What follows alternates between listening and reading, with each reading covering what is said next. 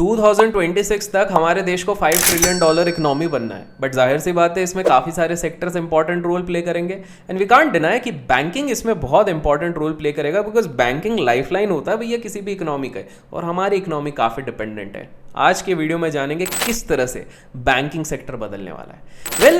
हमारी बैंकिंग में डिपेंडेंसी इतनी ज़्यादा है, ये किससे पता चलता है? ये इससे पता चलता है कि 21 प्राइवेट सेक्टर बैंक्स होने के बावजूद 45 foreign banks, 43 regional rural banks और 1470 अर्बन कोऑपरेटिव क्रेडिट इंस्टीट्यूशंस होने के बाद भी फाइनेंशियल सिस्टम में आज भी जगह है और इनोवेशन की और डिमांड होती है। और यहीं पर इस ब्रिज को गैप करते ही ये जो कंसेप्ट है नियो बैंकिंग का, वो करता है। और प्लेटफॉर्म्स जैसे कि नियो एक्स हो गए, वो यहां पर पिवटल रोल प्ले करता है। बट थोड़ी सी हिस्ट्री बता देता हूं। 1770 में जब पहला बैंक हमारे देश में एस्टैब्लिश हुआ था, जिनको नाम नहीं पता बता देता हूं, बैंक ऑफ हिंदुस्तान, तब थोड़ा सा ही हमको हिंट था कि भाई बैंकिंग इतना बड़ा इंपॉर्टेंट रोल प्ले करेगा। बट आज हम सबको पता है, और वो इसलिए बिकॉज 1991 के बाद जब लिबरलाइजेशन हुआ बैंक्स का, तब रियल सेंस में पूरी दुनिया खुल गई बैंकिंग के लिए, बहुत सारे डेवलपमेंट हुए और आज हम वो देख सकते हैं। लेकिन जब ये पैंडेमिक आया ना, कोविड आया, तब लोगों को समझ में आया कि अभी भी बहुत ज़्यादा इंप्रूवमेंट ज़रूरी है ट्रेडिशनल बैंकिंग सिस्टम में। फॉर एग्जाम्पल डिजिटलाइजेशन की ज़रूरत है, और तभी आए अच्छे प्लेटफॉर्म्स लाइक नियो। जी हाँ, आप लोग बोलोगे कि यार भाई क्यों ज़रूरत है? जब बैंक है तो हमें नियो के पास जाने की क्या ज़रूरत है? मैं आप लोगों को बता दूं कि भाई धीरे धीरे ना पूरी दुनिया डिजिटल दुनिया की तरफ बढ़ रही है। न्यूज़पेपर पहले हाथ में लेके पढ़ते थे, आजकल ऑनलाइन पढ़ रहे हैं, मैगजीन ऑनलाइन पढ़ रहे हैं, तो बैंकिंग क्यों ना हो?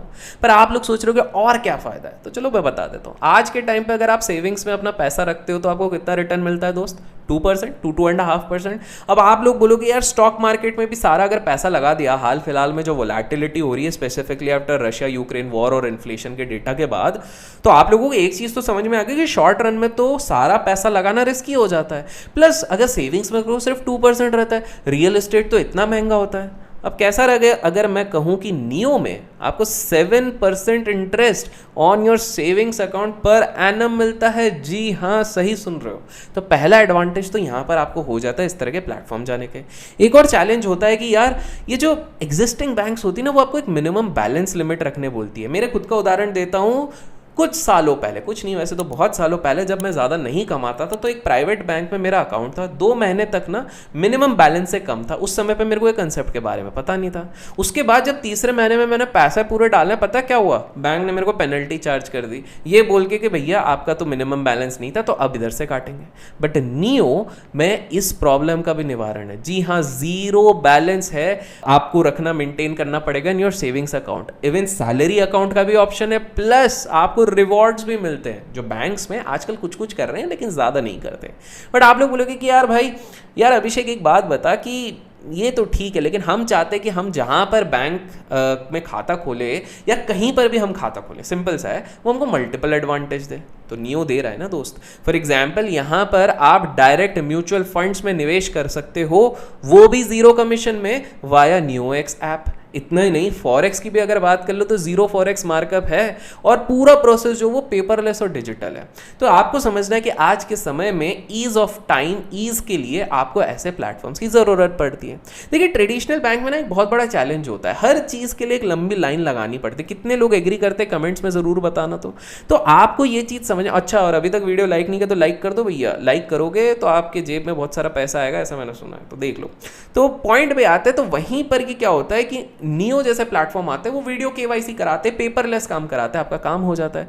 एंड तब मेरे को समझ में आया क्यों इतने सारे प्राइवेट इक्विटी फर्म्स ना इस तरह के स्पेस में घुस रहे और इतना दम पैसा लगा लगा के इन्वेस्ट कर रहे हैं। आपको बता दूं, ये प्राइवेट इक्विटी वाले ना, हम जब सबसे ज़्यादा वेल इन्फॉर्म्ड होते हैं, नॉलेजेबल होते हैं और उनको ज़्यादा चीज़ें पता होती है, तभी करोड़ों के ये पैसे इन्वेस्ट करते हैं। अब एक और एग्जांपल लेते हैं। लेट्स से स्टॉक मार्केट गिर रहा है, रियल एस्टेट महंगा है, बॉन्ड्स कुछ लोगों को रिस्की लगता है, वैसे तो थोड़ा बहुत कर सकते हैं, बट कुछ लोगों को रिस्की लगता है, और सेविंग अकाउंट दे रहा है सिर्फ 2%। आप बोलोगे यार तौबा तौबा, ऐसे कंडीशन में हम करें तो क्या करें? मार्केट की वोलेटिलिटी इतनी ज़्यादा है कि हम वेट करना चाहेंगे जब कंफर्टेबल हो तब पैसा लगाए, लेकिन पड़ा पैसा तो वेस्ट हो जाएगा ना, मतलब ज़्यादा रिटर्न देगा नहीं।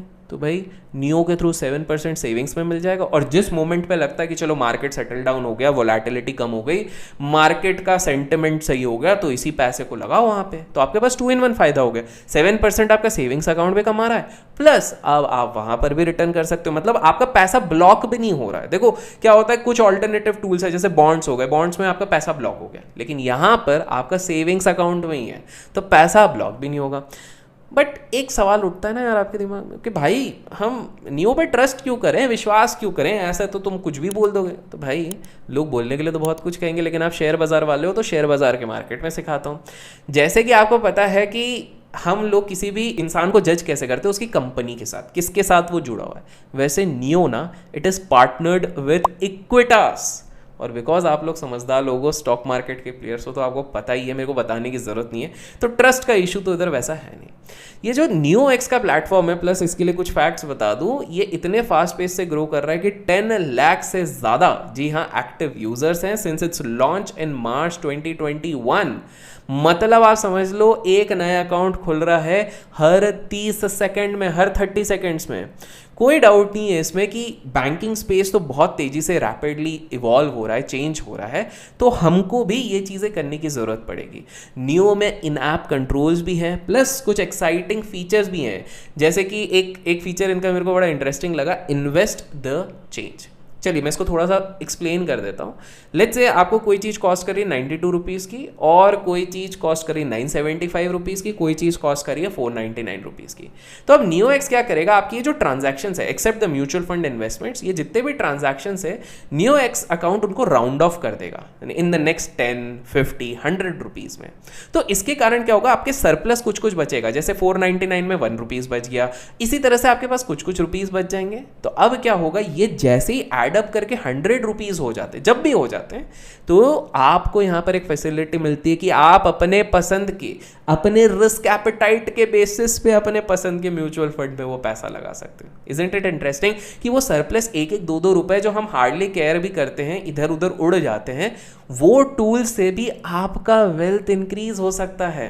और इसी प्रकार से जो नया एरा है बैंकिंग का, वो बदल रहा है। अगर आपको इसका लुफ्त उठाना है तो लिंक मैं नियो का डिस्क्रिप्शन में दूंगा, जाके आप चेकआउट ज़रूर कीजिएगा। लेकिन जाते जाते मैं एक बताता हूँ एक और इंटरेस्टिंग चीज़ कि 2020 इटसेल्फ में, 2020 में ये पूरे नियो बैंकिंग के अगर मार्केट की बात करूँ, नियो बैंक्स की, तो करीब करीब साइनअप्स 75 टाइम्स बढ़ गए थे एज कॉन्ट्रास्ट टू 2019, जो कि स्टैगरिंग नंबर है, और हर साल ये बढ़ते जा रहा है। इसका मतलब एक मास एक्सेप्टेबिलिटी आ रहा है और काफ़ी लोग इस चीज़ को एक्सेप्ट कर रहे हैं। तो दोस्त आप भी क्या सोच रहे हो, डिस्क्रिप्शन में लिंक है, जाके चेकआउट करो, और इसी तरह के वीडियोस के लिए लाइक और शेयर करना ना भूलो। Till then keep learning, keep growing, keep investing and keep trading.